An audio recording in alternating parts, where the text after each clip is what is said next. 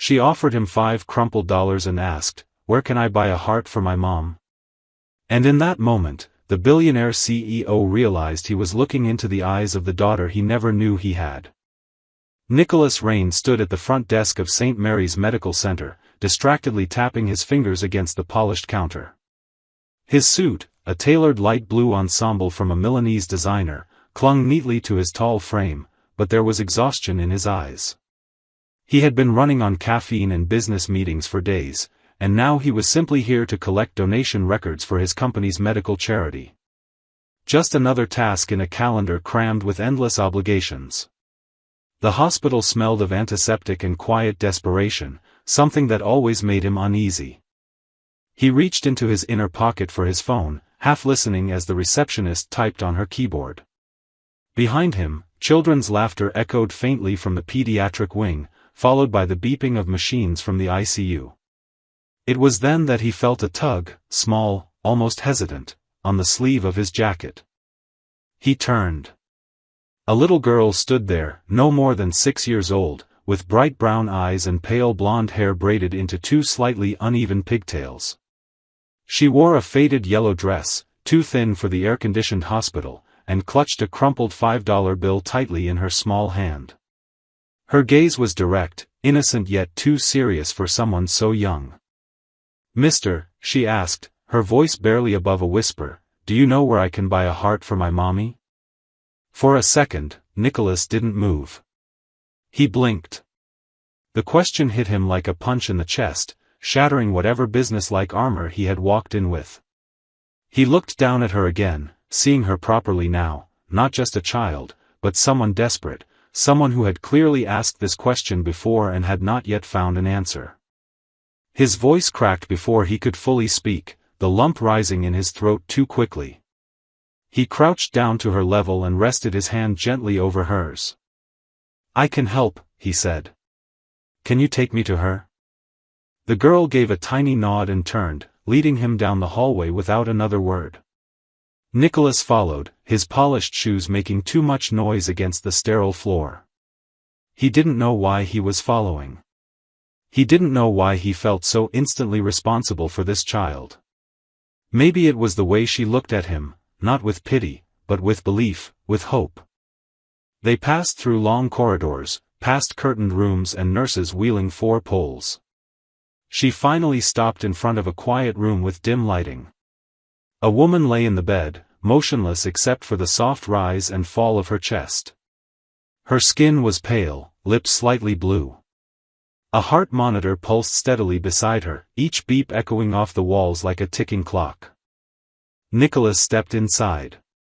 The moment he saw her face, his breath caught. It was Emily. His knees went weak, but he held himself upright, gripping the doorframe. She looked different, older, thinner, fragile, but unmistakably her.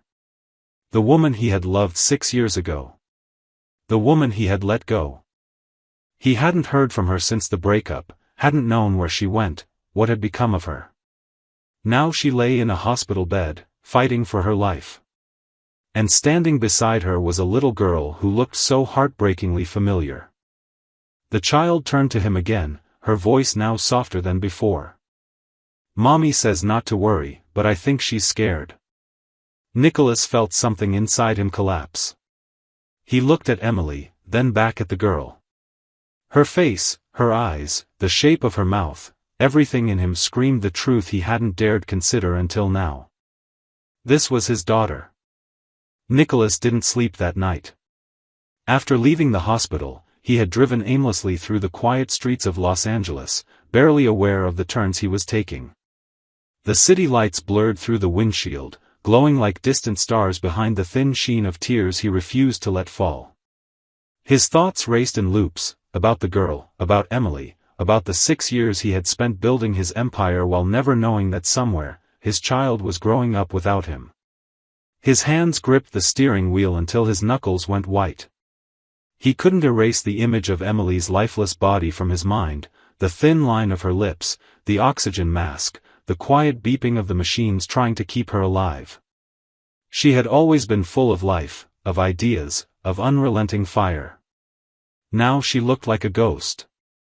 At some point in the early hours, he parked in the lot of a 24-hour diner, but couldn't bring himself to go inside.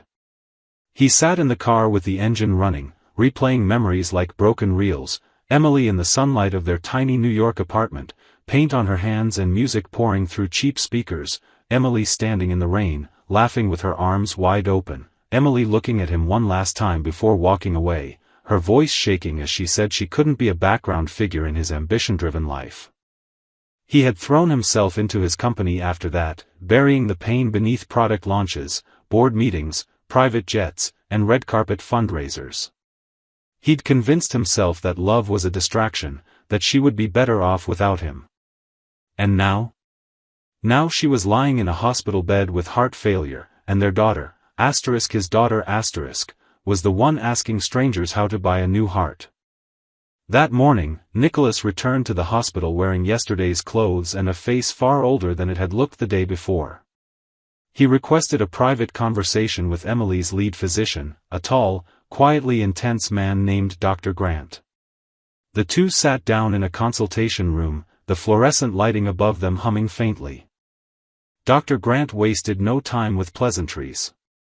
Emily Murray is in the late stages of heart failure. The damage is extensive. Her heart muscle is deteriorating rapidly, and the medications we've been using are only prolonging the inevitable. Nicholas leaned forward. A transplant? Yes, Dr. Grant nodded grimly, but she's not at the top of the list. She's type O negative. That's rare. And even if a donor becomes available, it might be too late. At best, she has maybe 2 weeks. Nicholas ran a hand through his hair, a million strategies already formulating in his head. What about private clinics? International registries? Anything. Money is not an issue. Dr. Grant sighed. With all due respect, Mr. Rain, this isn't a matter of money. It's about timing. There are legal protocols, ethics boards, and compatibility tests. Even with every door open, the clock is working against her. Nicholas didn't respond immediately. He stared at the floor, his jaw clenched, heart pounding. The truth hit him like cold water. This was something he couldn't simply fix by writing a check. This wasn't a failed merger or a market crash. This was the woman he had once planned to marry, the mother of his child, slipping away second by second. Later that day, he stood in the hospital garden, watching Lily chase butterflies between flower beds. She ran in crooked lines, her braids bouncing, a small bandage taped over one scraped knee. He sat on the edge of a concrete bench, trying to breathe. She approached him with a yellow dandelion, the kind most people would call a weed, and held it out proudly. "For Mommy," she said. "It's her favorite." Nicholas took it and swallowed hard. "She's very lucky to have you." The girl tilted her head. "Mommy says you're a nice man. But I think you're sad." He looked at her and gave the faintest smile. "I think you're very smart. Are you gonna help Mommy?" "Yes," he said, without hesitation. "I'm going to try everything." That night, after Lily had gone home with the neighbor who had been watching her during Emily's hospital stay, Nicholas sat by Emily's bedside. She was unconscious, her skin pale against the white pillow. Machines surrounded her, blinking and pulsing and whispering their cold, clinical rhythms. He gently reached for her hand. It was thinner than he remembered, cold despite the warm blanket draped over her. He whispered her name. She didn't respond. He thought of the years wasted, the nights they might have spent together, the birthdays missed, the moments gone forever. He had believed he could control everything. But now, with the weight of the past crushing him and the present slipping through his fingers, he realized something terrifying. He had everything a man could want: money, influence, power. But none of it could turn back time. None of it could undo the choices that had led them here. And none of it could guarantee that Emily would survive. As the room darkened and the hallway lights flickered off for the night, Nicholas sat in silence, holding her hand as if willing life back into her. He wasn't sure when the tears finally came. But when they did, they came quietly, steadily, and without shame. Nicholas arrived at the hospital the next morning wearing a clean shirt and blazer, but he felt no different from the man who had wept beside Emily's hospital bed the night before. His eyes were red-rimmed from lack of sleep, and his stomach churned with a sick mixture of dread and determination. He had spent most of the early hours on video calls with contacts across the globe, surgeons, directors of transplant networks, even politicians. He had money. He had power. And yet, for the first time in years, he felt completely powerless. Emily remained unconscious, her condition stable but critical. The medical team had done everything possible to keep her body functioning while they waited for a miracle. Nicholas stood just outside her room, watching through the glass as a nurse adjusted the monitors and scribbled something in her chart. He hadn't said a word to Emily's daughter since yesterday. Not about the past. Not about the truth. But the longer he remained silent, the heavier that truth became, like a stone in his chest. He found Lily in the small playroom next to the pediatric unit. She was sitting cross-legged on the floor, drawing with broken crayons on a paper napkin. Her face lit up when she saw him enter, and she rushed over, holding up the drawing. It was crude, childlike, 3 stick figures holding hands beneath a sun with a smiley face. One figure had braids. One had a dress. The third, taller one, wore a blue triangle for a tie. Above them, she had written Mommy, me, and you. Nicholas crouched down slowly and took the picture from her. For a moment, he couldn't speak. You drew this? He asked. She nodded and sat down beside him on the floor. I made it for when Mommy wakes up.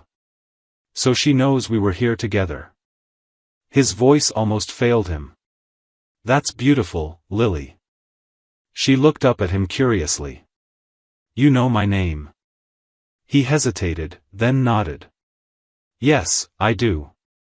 Mommy said you're just a nice man. But you know a lot of things. There was no accusation in her voice, just quiet curiosity. Her innocence made the moment even harder. Nicholas looked down at the drawing again, his throat tightening. Lily, he began slowly, I have to tell you something. Something very important. She tilted her head, waiting. You asked me yesterday if I knew where to buy a heart for your mom. I told you I could help. And I will. I'm doing everything I can. I know, she said softly. You're trying really hard. He smiled faintly but pressed on. There's something else. Something your mom never told you. Not because she didn't love you, but because maybe she didn't know how. She waited patiently, her small fingers playing with the hem of her sleeve. I'm your father, Lily. For a moment, there was only silence. Then she blinked, slowly, as if absorbing the words one by one. My real daddy? He nodded. Yes. She didn't speak. She just stared at him, as if trying to see something in his face, something that had always been missing. Her hands dropped into her lap. Why weren't you here before?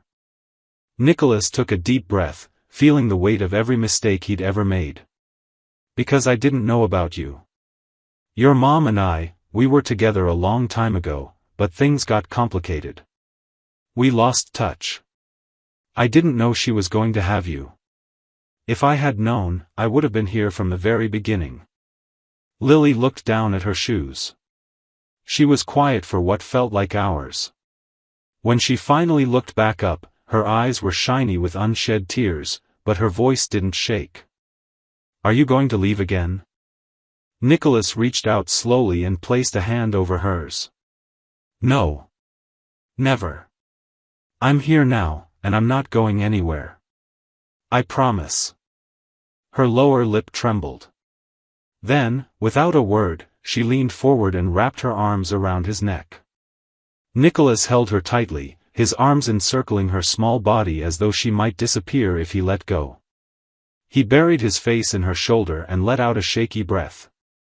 They sat like that for several minutes, father and daughter reunited not by joy, but by necessity and truth. Later, Nicholas spoke with Dr. Grant again and made it official. He signed the documents to be listed as next of kin. He requested to be added to all medical decisions. There was no more pretending. No more walls. That evening, he stood once again by Emily's bedside. He spoke to her, even though she still hadn't woken up, telling her what he had told Lily, telling her he was sorry, for everything. He spoke about how proud he was of their daughter, how brave she was, how much she reminded him of her mother. Outside the room, Lily had taped her drawing to the wall. 3 stick figures. A family. Nicholas looked at it every time he left the room and felt something begin to mend inside him, something fragile but real. Nicholas had always believed that money could solve most problems. It had opened doors that were locked to others, erased obstacles that would have stopped ordinary people in their tracks, and turned impossible situations into manageable ones. But now, standing in a cold hospital corridor while Emily lay on the edge of life and death, he was beginning to understand the limits of wealth in the face of time. There was no check he could write that would slow the progression of her disease.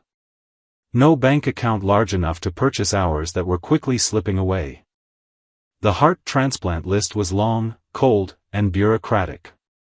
Emily's blood type, O negative, was rare, which made the wait even more difficult. Statistically, it could take months. She had weeks, maybe less. The doctors had exhausted all available treatments. Her body was rejecting even the most aggressive medication regimens. At this point, her only chance was a donor heart, and fast. Nicholas activated every resource at his disposal. He placed urgent calls to hospital boards, transplant organizations, and international clinics. Private jets stood ready to fly across borders the moment a heart became available anywhere in the world. He reached out to cutting-edge research facilities, asking about experimental treatments and artificial heart programs. He offered millions in donations to fast-track approvals, bypass waiting lists, anything. He spoke to government officials, even quietly approached an embassy or two, looking for diplomatic strings to pull. His assistants coordinated communications across 3 continents, working through time zones with no rest. He had never moved this fast, not even during the most high-stakes moments of his business career. And yet, with every passing hour, the news remained the same: no match. No miracle. No heart. What haunted Nicholas most was the helplessness he saw in Lily's eyes. She stayed close by, sometimes napping in the chair next to her mother's bed, sometimes drawing new pictures that she would tape to the wall like offerings to fate. She asked fewer questions now, as if she sensed how fragile the truth was. When he kissed her forehead or brought her warm meals from the hospital cafeteria, she would smile politely, but the weight in her small shoulders betrayed the fear she was carrying. One afternoon, as Nicholas sat in a glass-walled meeting room with 2 transplant specialists and a liaison from the donor registry, someone mentioned a possible last resort, a revolutionary artificial heart implant that had recently passed clinical trials in Europe. It was a biosynthetic hybrid, part organic tissue grown from the patient's own cells, part nanotech scaffolding that replicated natural heart rhythms. Only one center in Switzerland was performing the procedure, and only a few had survived it. The operation was high risk and had yet to be approved for widespread use in the United States. The room fell silent as the specialist explained the details. The process was complicated. It would require transporting Emily overseas, likely via a medical jet equipped with a full ICU. They would need to secure international medical permits and sign liability waivers. There was a narrow window in which the surgery could be successful. If she grew any weaker, her body wouldn't survive the flight or the procedure. Nicholas listened, absorbing every word with grim clarity. For the first time, he didn't feel like a CEO, he felt like a man holding on to his last thread of hope. He asked the right questions, pressed for timelines, demanded contact information. He told them he would cover every expense, fund the clinic, pay for the next 10 patients after Emily if necessary, just get her in. Get her ready. Get her there. After the meeting, he walked slowly through the pediatric garden where Lily sat under a tree, playing with a worn-out doll. She looked up and gave him a hopeful smile, the kind that pierced straight through him. He sat down beside her and tried to speak gently. "We might be able to help your mom," he said. "But it means taking her far away. To a place with very special doctors." Lily listened carefully, then looked at him with wide eyes. "Will you come too?" Nicholas nodded without hesitation. "Of course. We'll both go. Together." She seemed to consider that for a moment, then reached into her backpack and pulled out a folded piece of paper. It was another drawing, this time of an airplane with 3 small figures inside, all smiling. He smiled, though his chest ached. Back upstairs, he watched the team prepare Emily for the possibility of transport. They adjusted her medication levels, began compiling her medical records, and contacted international specialists for consultations. Nicholas signed document after document. He approved a private medical jet, outfitted with everything she would need, including an onboard surgical team. There was no margin for error. Everything had to be perfect. And they had 72 hours to make it happen. On the second night, Emily stirred briefly. Her eyes opened, unfocused, then fluttered closed again. Her lips moved, whispering something too soft to hear. Nicholas stood beside her, holding her hand, hoping she could feel him there. "I found a way," he said, his voice low, trembling. "Just hold on, Emily. Please." He squeezed her hand gently, and for a second, he thought he felt her squeeze back. It was faint, barely more than a twitch, but it was enough. Enough to keep going. Enough to believe. In that moment, Nicholas Rain, billionaire, businessman, builder of empires, realized that this was the only deal that truly mattered. And failure was not an option. The night before the flight to Switzerland, the hospital room was quiet except for the steady rhythm of machines monitoring Emily's fragile heartbeat. Nicholas sat beside her, his elbows resting on his knees, his hands clasped together as though in prayer, though he hadn't prayed in years. The hours had passed slowly, each one weighed down by uncertainty and fear. Lily had fallen asleep in the chair next to her mother's bed, wrapped in a soft blanket one of the nurses had given her, her small fingers still clutching a crayon drawing she hadn't had the chance to tape on the wall. Emily hadn't spoken since that brief moment 2 nights ago, but the doctors said her condition was stable enough for transport, just barely. The team in Switzerland had confirmed her slot for surgery, and the air ambulance was set to arrive at dawn. All the permits had been approved, the specialists were on standby, and Nicholas had arranged for a secondary surgical team to be flown in as a precaution. Everything was in place, yet he couldn't shake the gnawing anxiety in his gut. He had done everything he could, but that didn't mean it would be enough. He reached into his briefcase and pulled out a small envelope, yellowed with age, edges worn. It was a letter he had written to Emily 6 years ago but had never sent. He had written it during one of their worst fights, a moment when he'd realized he was about to lose her but still too proud or too scared to say what needed to be said. The letter had stayed buried in a drawer until a week ago, when he'd found it while packing for one of his business trips. He had read it over and over since Emily had been hospitalized, each word now feeling both too late and desperately necessary. He unfolded it now and began to read aloud in a quiet voice, careful not to wake Lily.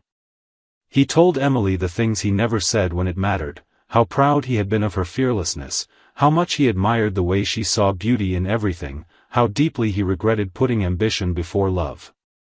He read every line, his voice breaking in places, and when he finished, he took her hand gently in his and whispered, "I should have said all of this a long time ago. I should have fought harder for us." The monitors beeped steadily in the background, a fragile reassurance. He didn't know if she could hear him. He didn't know if any part of her was still there, behind closed eyes and shallow breaths. But he stayed. All night, he stayed. Just after 3 in the morning, something changed. At first it was subtle, a shift in the rhythm of the machines, a sudden urgency in the beeping. The nurse on the night shift noticed it first and rushed into the room, checking the monitors, calling for backup. Nicholas stood instantly, his heart lurching as he saw the numbers drop on the screen. One of the alarms began to wail. Emily's heart rate was erratic, her blood pressure plummeting. A code blue was called overhead.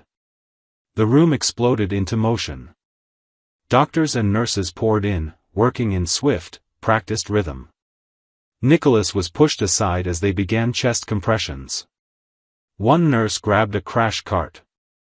Another cut open Emily's hospital gown, placing defibrillator pads across her chest. The lead doctor shouted orders, and the whine of the charging defibrillator filled the air. Nicholas stood frozen in the corner, unable to move, unable to breathe. They shocked her once. Her body arched. No response. They shocked her again. Nothing. Her heart had stopped. Lily stirred in the chair, frightened by the noise, and Nicholas rushed to her, pulling her close as she cried into his chest. He buried her face against him so she wouldn't see what was happening, even as he kept his own eyes locked on the bed. He could barely comprehend the chaos unfolding. It felt like the world was cracking open in front of him. 8 minutes passed before they got a pulse. It was weak, inconsistent, but it was there. The team stabilized her as best they could, hooking her up to additional machines, infusing her with medication, adjusting the respirator. Her skin was pale, her lips nearly colorless, but the faint rise and fall of her chest returned.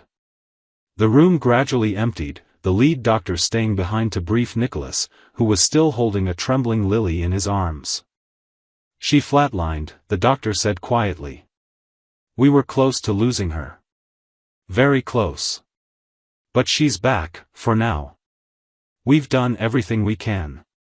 If we're going to move her, it has to be within the next few hours. No delays. Do you understand? Nicholas nodded, numb.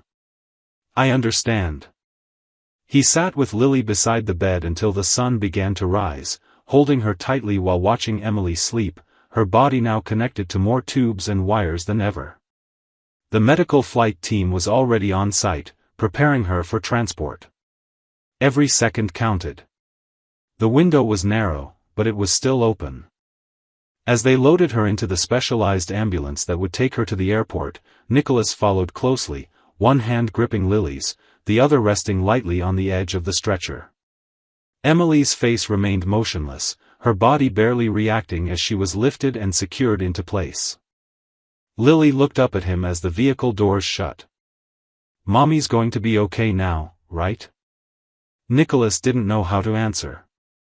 But he bent down, kissed her forehead, and whispered, she's going to fight. And so are we. The flight to Switzerland was the longest journey Nicholas had ever taken, not because of distance, but because of the unbearable weight of hope and fear that accompanied every second. The air ambulance was outfitted with the most advanced medical technology available, a fully functional intensive care unit in the sky, yet Nicholas couldn't stop glancing at the monitors, unable to trust even the machines that had kept her alive this far. Emily lay unconscious beneath layers of medical blankets, her face pale and still, her body attached to 4 lines, a ventilator, and constant streams of medication. Every beep, every blink of the monitor felt like a ticking clock, a fragile signal that she was still with them, that there was still something left to save. Lily sat beside him with headphones over her ears, watching cartoons on a tablet. Nicholas had insisted on bringing her despite the risks because leaving her behind had felt wrong. He couldn't bear the thought of Lily waiting in some unfamiliar house, wondering whether her mother was alive. The flight crew had prepared a seat for her with soft pillows and toys, but she barely touched them. She just held Nicholas's hand in silence most of the flight, sensing, perhaps, that this was not an ordinary trip. Her strength humbled him more than anything he had experienced in boardrooms or billion-dollar negotiations.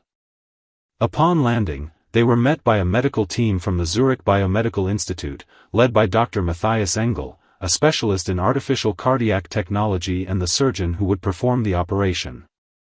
He was calm, sharply professional, and moved with a precision that gave Nicholas a sliver of comfort. As Emily was rushed into the hospital through a secured route, Nicholas followed closely behind with Lily, barely pausing to take in the state-of-the-art facility around him. Everything was white, quiet, and cold in its perfection, like walking into the future.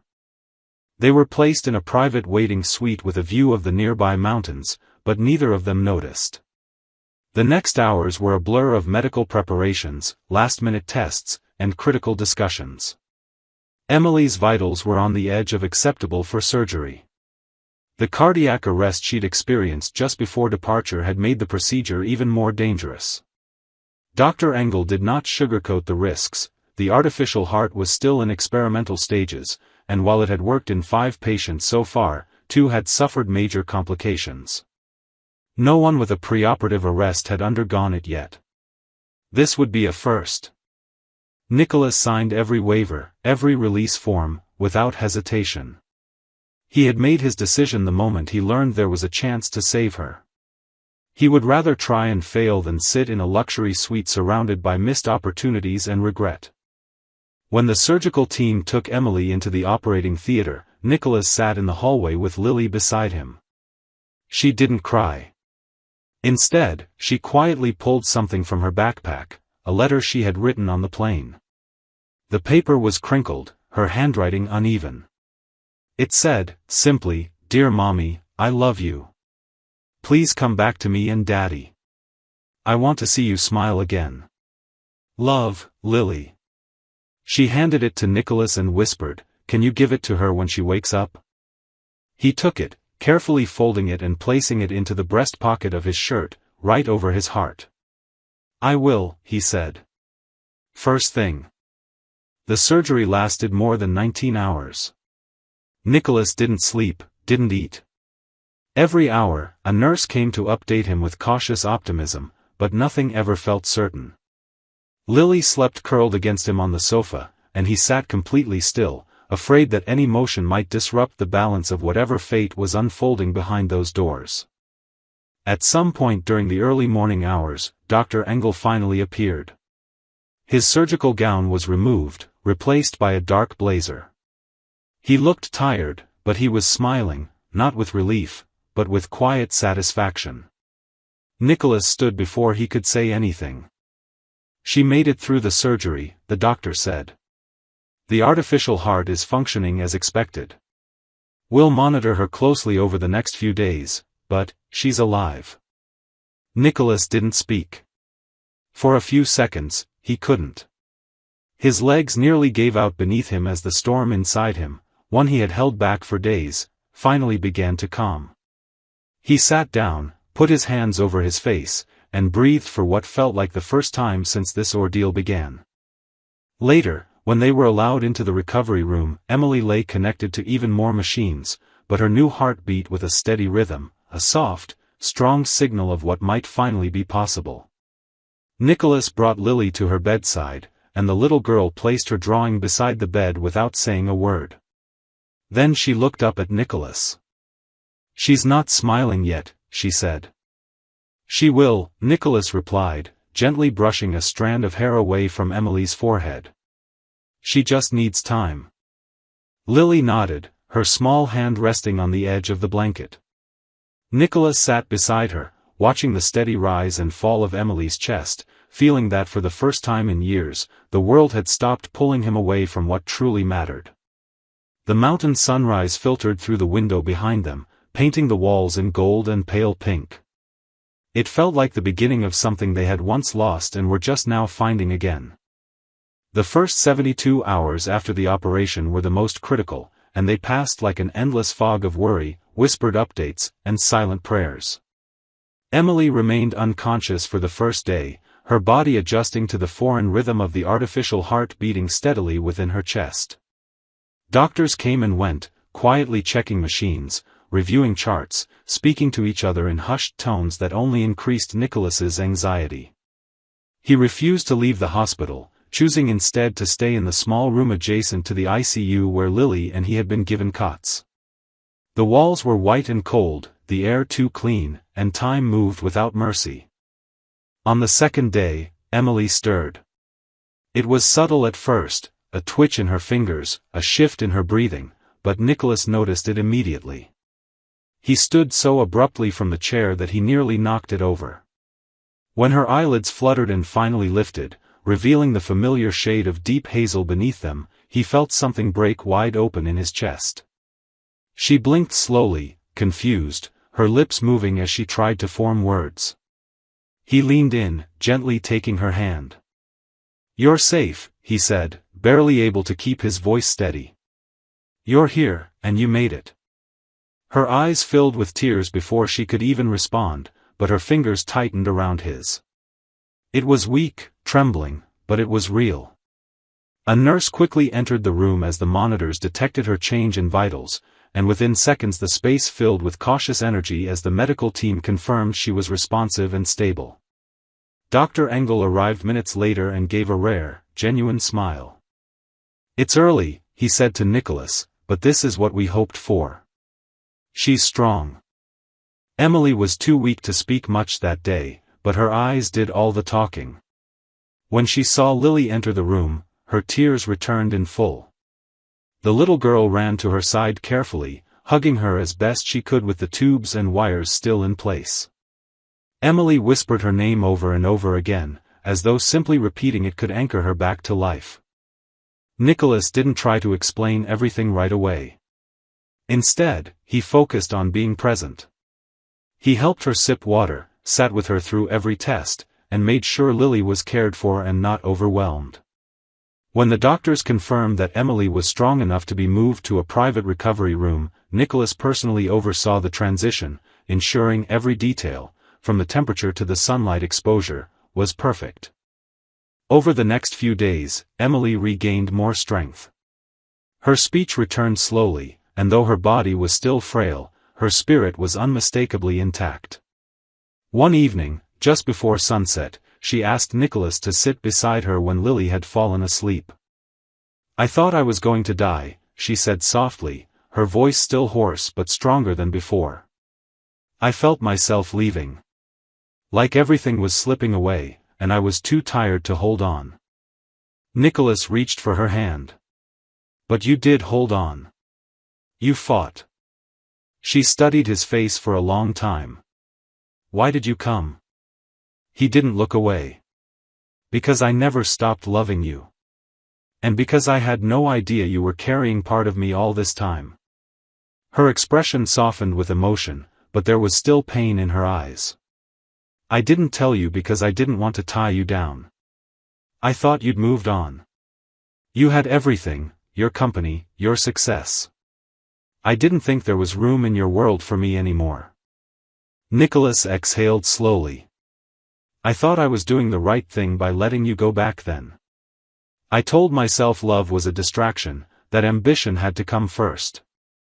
I was wrong. Nothing I've built means anything compared to what I almost lost." Emily looked away, her eyes glistening with unshed tears. "I raised her alone, and there were nights when I hated you for not being there. But I never stopped hoping you would come back someday. Even when I told myself I didn't need you." He nodded. "I didn't deserve that hope, but I'm here now. And I'm not going anywhere." For the first time in days, a quiet peace settled between them. It wasn't forgiveness yet, but it was the beginning of healing. 2 weeks passed, and with each day, Emily improved. Her body adapted to the artificial heart better than the doctors had dared to expect. Physical therapy began early, slow steps guided by a gentle nurse who reminded her every time that every movement was progress. Nicholas stayed through it all, helping her walk, cheering her on, learning how to care for the device inside her. During this time, he and Lily grew closer in ways he hadn't imagined possible. They shared breakfasts in the hospital cafe, took walks around the nearby lake when Emily rested, and even played board games on the floor of the recovery room. Lily had stopped asking if her mom would be okay. Now she asked when they could go home together. On the day Emily was finally cleared to leave the hospital, Nicholas arranged a quiet celebration. No press, no entourage, just the three of them and a nurse who had grown fond of their little family. They walked out of the front doors slowly, sunlight warming their faces, Emily leaning lightly on Nicholas's arm as Lily skipped ahead, pointing out birds and flowers as though the world had suddenly become new again. That night, back at the apartment Nicholas had rented for their stay, Emily sat on the balcony wrapped in a soft shawl, the stars above them brighter than they'd been in months. Nicholas joined her, bringing 2 mugs of tea. She turned to him and said, "I don't know what comes next, but I want you in it." And with that, the last wall between them came down, not because everything had been healed, but because everything that mattered had finally been spoken. 6 months passed, and life slowly began to resemble something whole again. The recovery wasn't quick or easy, but it was real. Emily adjusted to her new reality with a quiet resilience that reminded Nicholas of the woman he had fallen in love with years ago. There were difficult days, moments of pain and exhaustion, times when fear returned like a shadow behind her eyes, but each time, she faced it with grace. Physical therapy became a part of her daily life, and with time, her strength returned. The artificial heart, this quiet, tireless machine, beat inside her not just as a symbol of survival, but of second chances. They returned to Los Angeles in early spring. Nicholas had found them a quiet house in the hills, not far from the city, surrounded by trees and sunlight. It wasn't grand or showy like the penthouses he used to occupy, but it was warm, open, and real. He had left much of his company in the hands of a trusted executive team, stepping back from the endless demands of corporate life to focus on the family he had once unknowingly abandoned. For the first time in his adult life, his phone no longer dictated his every move. He had something far more important to protect now. Lily thrived. School became her new adventure, and she adjusted to the idea of having both a mom and a dad with a kind of natural acceptance only children possess. She drew pictures almost every day, and they now covered the refrigerator, the hallway walls, and even the side of the bookshelf. Most of them featured 3 figures, a tall man, a woman with a heart on her shirt, and a girl with 2 long braids. Sometimes there was a cat, which they didn't have yet, but she insisted it was only a matter of time. One evening, after Lily had gone to sleep, Nicholas and Emily sat together in the living room, the glow from the fireplace casting soft shadows across the walls. She rested her head against his shoulder, a blanket wrapped around her legs. The hum of the artificial heart was nearly inaudible, but Nicholas could feel its presence, a gentle rhythm under his fingertips whenever he held her hand or touched her back. He never stopped being aware of it, not in fear, but in gratitude. That sound meant she was still here. They talked more openly now than they ever had in the past. About their years apart, the pain of missed milestones, and the strange, beautiful way life had brought them full circle. Emily told him she had begun painting again, slowly at first, then obsessively. She had started a new series, a collection she called Resilience, and Nicholas had quietly purchased a small gallery space where she could showcase them, should she ever want to. She said she might. Not for fame or attention, but because she had something worth sharing now. By early summer, Nicholas began to plan something he had only ever imagined before, a wedding. Not a lavish affair with flashbulbs and designer menus, but something intimate and rooted in love. He proposed on a quiet morning with no audience except the birds outside the kitchen window. He didn't kneel. He simply held her hands and said, "I don't want to miss any more of this. Not one more minute. Will you marry me?" She nodded, crying and laughing at the same time, and pulled him into the kind of kiss that didn't need words. They were married 2 months later, in the backyard of their home. The garden was in bloom, the sky clear and soft with golden light. Only a few close friends were invited, along with the medical team from Switzerland who flew in just for the occasion. Dr. Engel gave a short, unexpected toast during dinner. "We deal in science," he said, raising his glass. "But every once in a while, what saves someone isn't medicine. It's love." Emily smiled at that, and Nicholas reached for her hand under the table.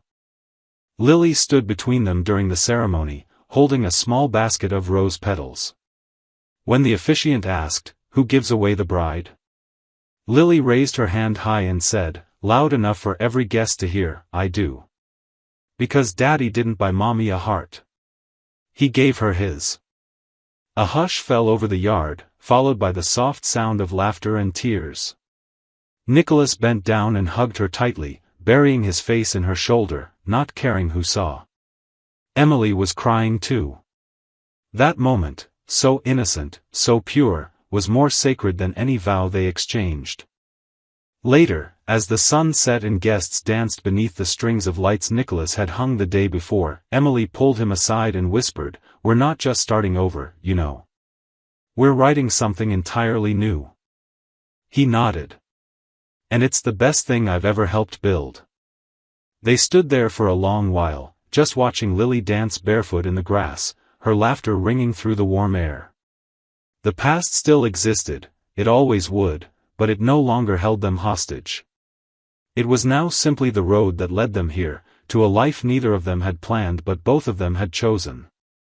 And through it all, in the quiet space between one heartbeat and the next, Nicholas understood what it meant to truly be alive. Not because of wealth, or victory, or recognition, but because the two people who mattered most were beside him, breathing the same air, sharing the same future. Sometimes, the greatest miracles aren't the ones we pray for, they're the ones we never believed we deserved, but receive anyway.